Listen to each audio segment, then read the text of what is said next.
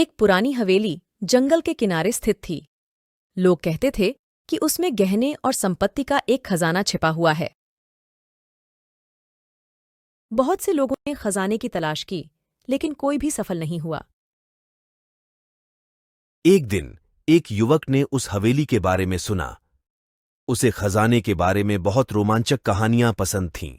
वह निर्धारित हो गया कि वह भी उस खोज में शामिल होगा। हवेली की तलाश में उसने एक गुप्त रास्ता खोज निकाला और हवेली की खोज शुरू की। उसने बहुत संघर्ष के बाद एक छोटे कमरे में एक पुराना असली बिल्लियों की तस्वीर देखी।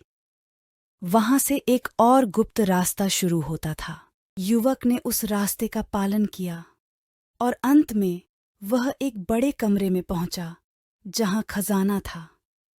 खजाने के चारों ओर जड़ों की चाबियां थीं। युवक ने देखा कि कोई भी चाबी सही नहीं थी। उसने ध्यान दिया और फिर सोचा, क्या खजाना यहां हो सकता है? युवक ने चाबी को घुमाया और खजाना खोला। उसने खुशी से चिल्लाया और हवेली से बाहर निकला। उसने खजाने को गांव वालों के साथ बांटा और सभी को अपनी यात्रा की कहानी सुनाई।